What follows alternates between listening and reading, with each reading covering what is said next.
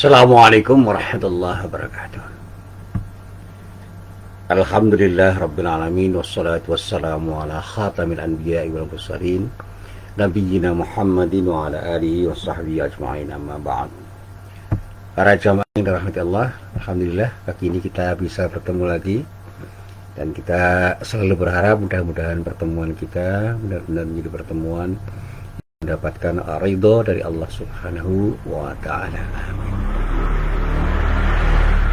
Para jemaah yang dirahmati Allah, sekali lagi saya tekankan bahwa saya mengaji ini bukan untuk siapa-siapa, ya kecuali untuk diri saya sendiri dan untuk para sahabat yang mau bercengkerama, berbagi dengan saya. Kapanpun kita bisa berbagi. Jadi saya tidak punya target berapa orang yang mau mengaji pada saya. Bahkan kalaupun tidak ada yang mau mengaji dengan saya tidak ada masalah. Saya ingin mengaji untuk diri saya sendiri agar saya bisa memberi nasihat pada diri saya. Karena tausiah itu memang harus diberikan sepanjang masa. Saya berpendapat bahwa saya itu terlalu banyak lupa.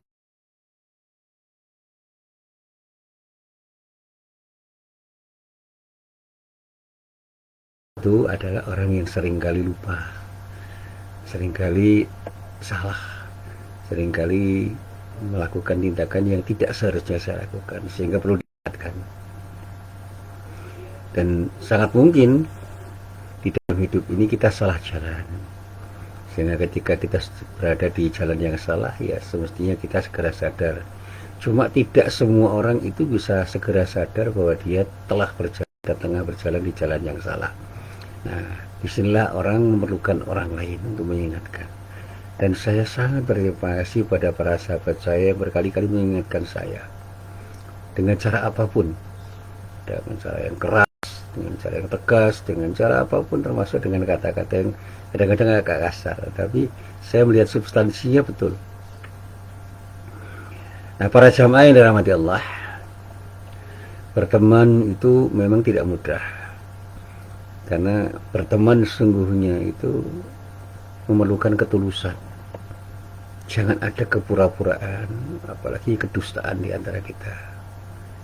Dan alhamdulillah saya ini punya teman yang saya yakin, dengan hakul yakin, karena sudah teruji, mereka tuh tulus berteman. Mereka menasihati saya, memberitahu saya, memberikan kritik pada saya, menegur saya, dan bahkan mengingatkan saya dari waktu ke waktu itu dengan tanpa lelah. Dan jumlahnya tidak terhitung. Laki-laki, perempuan, tua, muda itu bersahabat, dan saya masih ingat sahabat-sahabat saya. Ada seorang sahabat saya yang sangat setia menemani saya, namanya Syahrial Sadik.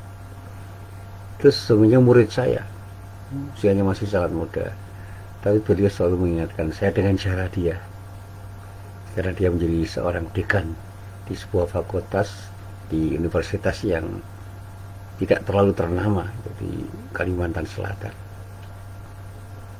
Tapi garis nasihatnya tidak hanya dengan kata-kata, dengan sikap dan tindakannya itu selalu saya ingat. Kemudian ada Khairi Juanda, ini juga murid saya, tetapi sekaligus sahabat saya. Ada Pak Sugeng Rianto, ini murid saya juga, sekaligus sahabat saya. Ada Pak Joko, Pak Leli Joko, dan masih banyak lagi sahabat-sahabat saya yang selalu menegur saya, sampai pada suatu saat saya itu ingin menyapa mereka itu dengan sapaan yang akrab.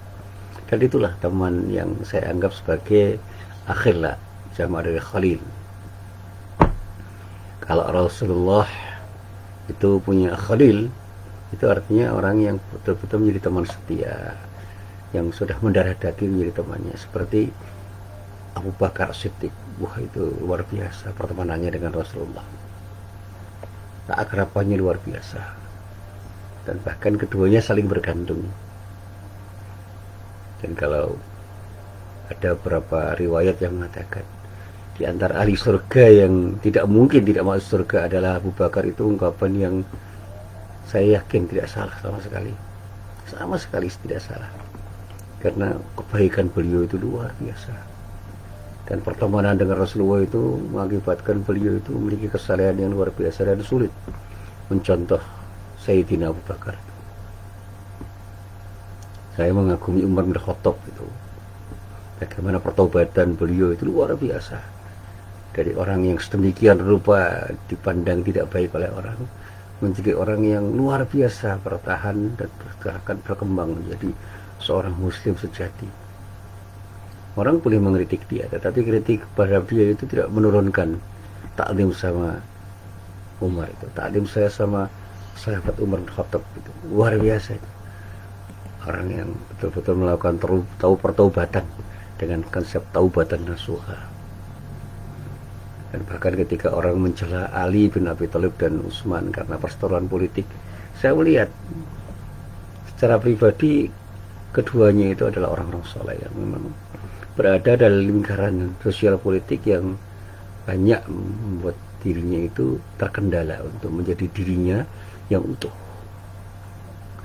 sehingga citra dia itu tercoreng karena pemberontakan yang dilakukan oleh orang-orang di sekitarnya yang kemudian mengakibatkan Utsman terbunuh. Bahkan Ali bin Abi Thalib yang dianggap punya sikap yang kurang tepat ketika menyikapi Muawiyah, dan kemudian ketika beliau itu meninggal dalam keadaan menurut orang yang mengkritik itu tidak tepat cara meninggalnya karena mendapatkan tikaman dari seorang yang dikenal dengan Ibnu Muljam. Saya melihat itu satu hal yang wajar-wajar saja, natural saja. Ali itu seorang yang sangat istiqomah di dalam berislam, dan tidak semua orang suka. Jangankan Ali bin Abi Thalib dan Utsman bin Affan, Rasulullah saja banyak yang tidak suka. Siapa ya mereka itu yang tidak dekat kepada Allah. Ya seperti apapun, Abu Jahal itu akan tidak suka terhadap Rasulullah. Abu Lahab dan istrinya juga tidak suka, karena memang mereka itu adalah orang-orang yang merasa terancam dengan kehadiran Rasulullah SAW. Jadi kalau kita tidak disukai orang karena kita jadi orang baik, jangan bersedih. Rasulullah pun juga begitu.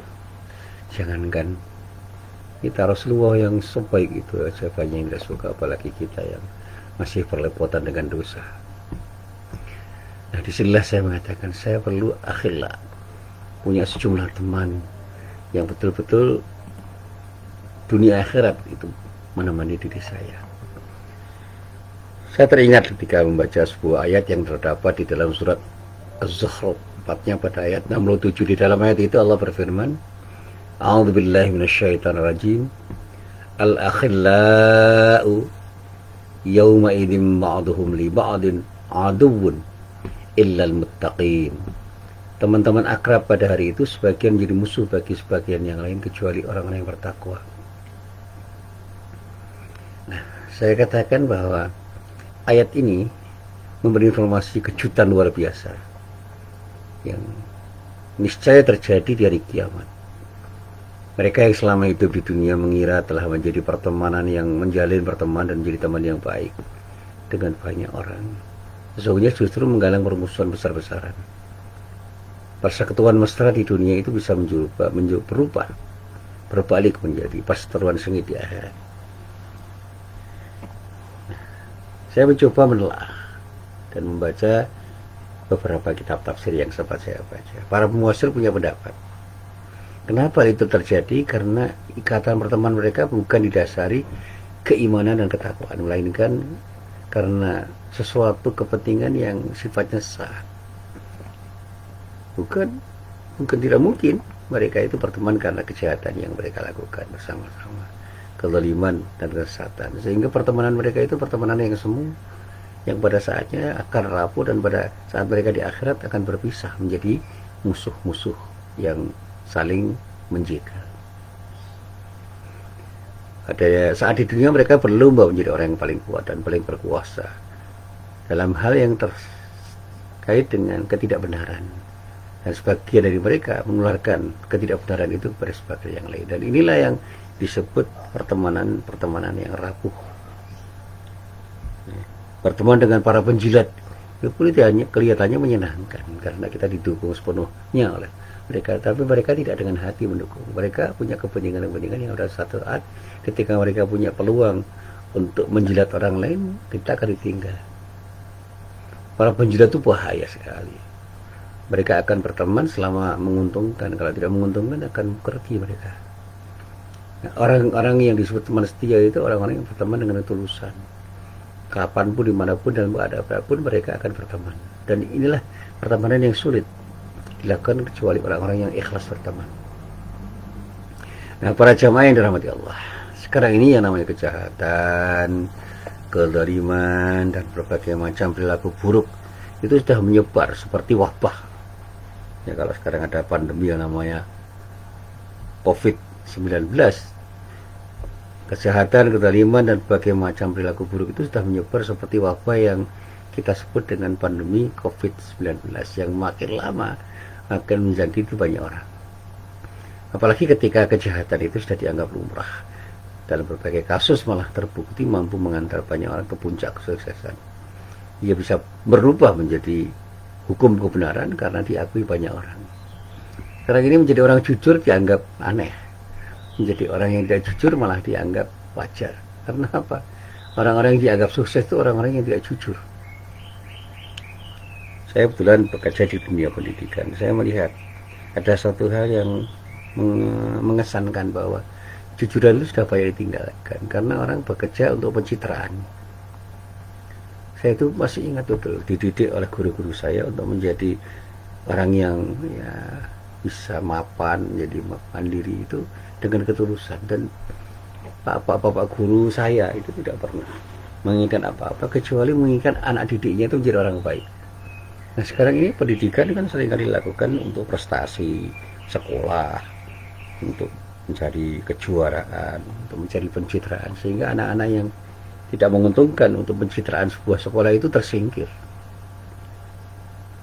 Saya masih ingat ketika latihan pidato, saya termasuk orang yang tidak terlalu berani berpidato di depan orang, tapi guru saya itu tidak bosan-bosan beri motivasi pada saya. Ayo, kamu pasti bisa. Ayo, kamu pasti bisa. Alhamdulillah, dengan cara memotivasi seperti itu, saya akhirnya yakin bahwa saya bisa. Dan bahkan ketika saya belajar menulis, guru saya itu mengatakan, ayo tulis apa yang ingin kamu tulis. Tulis saja semampu kamu. Insya Allah pada saatnya kamu akan jadi penulis. Dan alhamdulillah, saya berlatih dan saya bisa. Dan itulah yang selalu saya kenang dari guru-guru saya. Bagaimana mereka mengantarkan diri saya ke puncak kesuksesan menurut ukuran guru saya itu, dengan tanpa meminta balasan apapun. Nah, potret seperti ini sulit sekarang kita saksikan. Yang kita saksikan sekarang adalah potret sosial politik yang dengan mudah kita saksikan mereka itu bekerja dengan penuh kepentingan jangka pendek, sehingga kepentingan jangka panjang, utamanya kepentingan ukhrawi, itu seringkali terabaikan. Dan ketika saya menelaah kembali ayat yang terdapat di dalam surat Az-Zukhruf ayat 67, al-akhillau yawma idin ba'dhum li ba'din aduwwun ilal muttaqin, itu kok tidak perlu nunggu di akhir-akhir. Kita tidak perlu repot-repot menunggu di hari kemudian fenomena itu datang, karena kita sudah bisa membuktikan. Kalau kita lihat di panggung politik misalnya sekarang, kita menyaksikan dengan gamblang bagaimana para politisi itu bertarung dengan sangat masif dan tidak sehat. Mereka saling menjegal dan mereka menginginkan kesuksesan meskipun mereka harus melakukan dengan cara menjegal orang lain. Mereka seringkali punya jargon bersama kita bisa, itu ketika mereka masih ingin bersama-sama dan kebersamaan mereka itu mendatangkan keuntungan bagi diri mereka. Tetapi ketika kebersamaan itu sudah tidak menguntungkan, ya banyak mereka yang meninggalkan teman-temannya yang berjuang bersama-sama dirinya. Bahkan sekarang kepentingan pribadi itu bisa kemudian menjadi sesuatu yang dipentingkan dan lebih dipentingkan daripada kepentingan-kepentingan kelompok, ketika kepentingan pribadi itu sudah menjadi sesuatu yang di depan mata bisa diarahi. Saya masih ingat betul bagaimana orang itu saling menyalip di tikungan di dunia politik, dan ini bisa terjadi hanya di dunia politik, di dunia bisnis bisa terjadi, di dunia pendidikan bisa terjadi. Saya masih ingat itu ada orang yang terlalu bangga dengan gelar itu tuh apa? Saya bilang itu selebrasi gelar seperti apa? Itu menurut saya sesuatu yang tidak perlu dipertontonkan. Bahwa gelar itu penting ya, tetapi bukan yang terpenting di antara yang penting. Karena sekarang ini yang namanya profesor, doktor itu sudah gak karuan jumlahnya. Nah, apakah mereka itu bisa menjadi pribadi yang betul-betul utuh, berkhidmat dalam dunia pendidikan dan menjadi pendidik yang baik ketika gelar itu sudah disematkan pada mereka? Ini tidak ada jaminan. Kalau MH Najib, gelar profesor, doktor itu tidak menjamin mereka akan berakhlakul karimah. Padahal seharusnya ketika sudah bergelar profesor doktor itu mereka jadi uswah hasanah bagi yang lain, utamanya di dalam soal akhlak di samping dalam kemampuan intelektual mereka. Dan secara intelektual tidak seluruhnya menjamin bahwa yang bergelar profesor doktor itu lebih unggul dari yang tidak bergelar profesor doktor. Karena proses belajar itu mengalir pada siapapun, dimanapun dan kapanpun. Dan tidak hanya di buku orang itu bisa belajar dari pengalaman-pengalaman empirik, termasuk yang saya alami. Saya banyak belajar di pengalaman empiris dibandingkan dari buku-buku yang saya baca, karena buku-buku itu banyak tertinggal dari pengalaman-pengalaman empiris yang saya alami. Nah, para jamaah yang dirahmati Allah, saya melihat beberapa tahun ini setelah mereka dipilih rakyat, misalnya banyak anggota DPR itu yang sudah tidak ingat lagi dengan rakyat yang memilihnya. Bahkan ada kalanya hubungan antara yang dipilih dan yang memilih itu sudah tidak ada sama sekali. Keakraban yang dulu pernah mereka bangun itu tidak terjadi lagi, dan baru 5 tahun kemudian itu akan dibangun lagi karena orang-orang itu punya kepentingan untuk mendapatkan dukungan dari rakyat. Bahkan bisa jadi mereka itu tidak lagi saling menyapa karena sudah saling tidak memiliki kepentingan. Orang-orang yang sekarang ini hangat diberitakan di media massa misalnya, itu bahkan menyebalkan. Ada yang saling tuding, berseteru, dan kemudian tiba-tiba bersekutu karena kepentingan bersama yang pada saatnya memang mereka perlukan untuk bersatu. Jadi mereka bersatu karena kepentingan-kepentingan saat, dan pada saat kepentingan saat itu hilang ya mereka berseteru lagi. Dan inilah pemandangan yang bisa kita lihat. Tidak hanya dalam dunia politik kok sebenarnya, dalam dunia pendidikan, dalam dunia politik, dalam dunia yang lain kita bisa melihat bagaimana.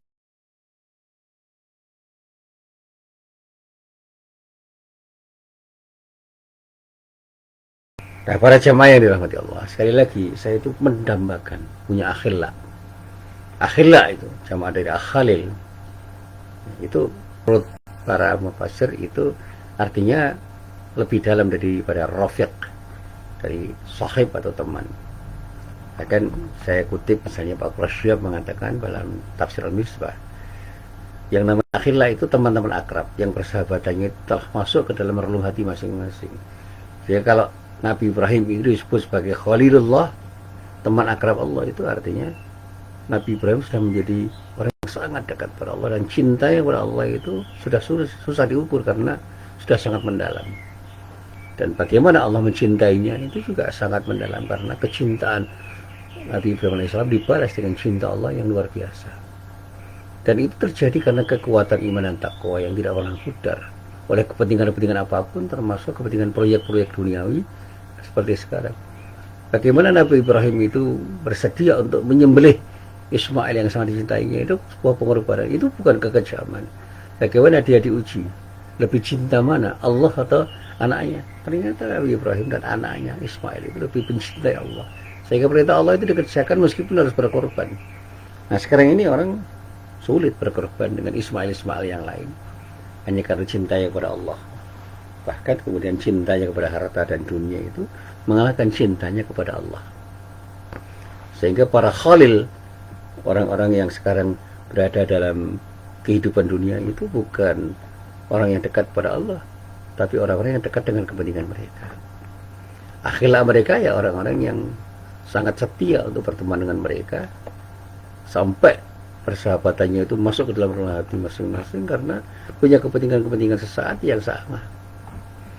Kekuatan iman dan takwa mereka tidak membuat mereka itu berteman, tetapi justru kepentingan-kepentingan saat ini yang membuat mereka mau berteman.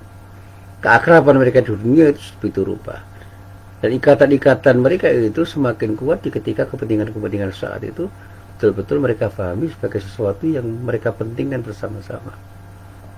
Ikatan kuat iman dan takwa untuk kepentingan yang lebih urgen, lebih penting, itu tidak membuat mereka berteman. Apalagi ketika kita bicara tentang kepentingan ukhrawi nanti dulu.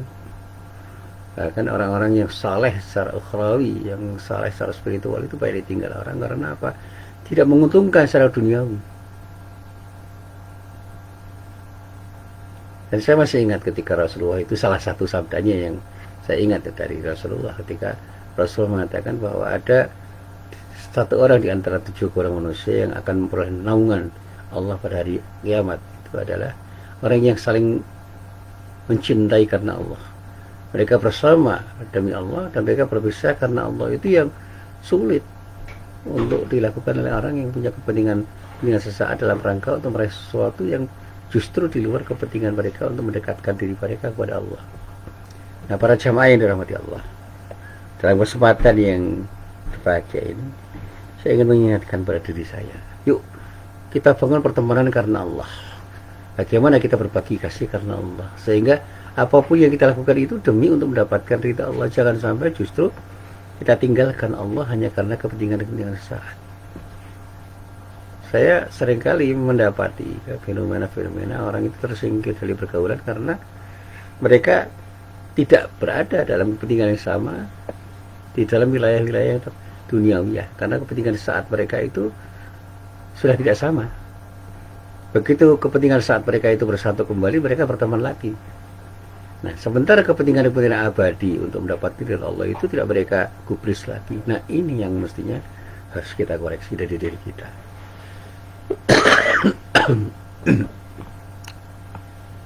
Nah, para jamaah yang rahmati Allah, saya selalu mengatakan pada diri saya, yuk kita bangun pertemanan ini dengan ketulusan hati.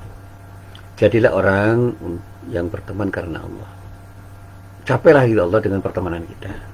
Jadilah orang yang saling membaur, saling membantu, saling menolong untuk mendapatkan ridha Allah. Sehingga pertemanan itu menjadi indah. Karena apa? Semua menjadi sesuatu yang muara pada keinginan kita untuk mendapatkan ridha Allah. Di ketika ada teman yang justru berbalik ke arah yang berbeda dari kemungkinan untuk mendapat ridha Allah, ingatkan.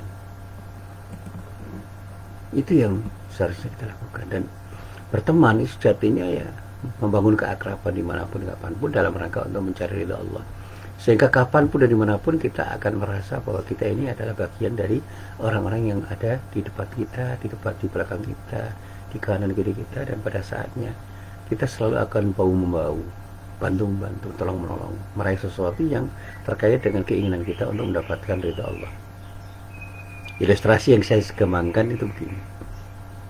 Ketika kita mau ke masjid, ayo ajak teman kita ke masjid, supaya kita itu sama-sama dekat kepada Allah. Ketika kita mau bersedekah, ayo kita ajak teman-teman kita untuk bersedekah, supaya kita akan mendapatkan, kita sama-sama bisa mendapatkan sesuatu yang terbaik dari Allah dengan sedekah kita. Ketika kita mau berbuat baik pada fakir miskin dan anak yatim, ayo kita ajak teman-teman kita untuk berbuat baik pada anak yatim dan fakir miskin. Ya mungkin mereka tidak mau, tidak apa-apa, tapi selalu harus kita ingatkan. Begitu teman kita itu cenderung untuk berbuat tidak baik, mau berbuat maksiat, ingatkan agar mereka tidak terjerumus dalam perbuatan maksiat. Meskipun mereka kadang-kadang tidak senang, karena mereka sudah punya keinginan yang kuat untuk itu. Tetapi sebagai teman kita harus mengingatkan, jangan sampai ada teman yang terjebak dalam kemaksiatan. Dan bagaimana kita berteman untuk bisa membuat diri kita itu melangkah ke arah yang terbaik dalam rangka untuk mencapai ridha Allah. Nah, para jamaah yang dirahmati Allah, endingnya ketika saya itu ingin mengatakan, mari kita cari dan kita jadikan diri kita menjadi akhillah, itu artinya jadilah orang yang selalu ingin menjadi teman setia bagi diri siapapun karena Allah, dan jadikan teman-teman kita itu menjadi teman-teman setia yang akan bisa mengantarkan diri kita untuk mendapatkan ridha Allah. Termasuk ketika kita berbagi dengan istri kita, dengan suami kita, dengan anak-anak kita, dengan orang tua kita, jadilah orang yang selalu berbagi dengan siapapun dalam rangka untuk mendapatkan ridha Allah, sehingga persahabatan kita menjadi persahabatan dunia akhirat yang akan mendatangkan keuntungan dalam rangka untuk mendapatkan yang terbaik dari Allah di dunia wal akhirah. Inilah apa yang bisa saya sampaikan, sedikit dari apa yang bisa saya nasihatkan kepada diri saya dan para jamaah yang mau mendengarkan apa yang saya katakan. Mudah-mudahan bermanfaat. Billahi taufiq wa hidayah. Assalamualaikum warahmatullahi wabarakatuh.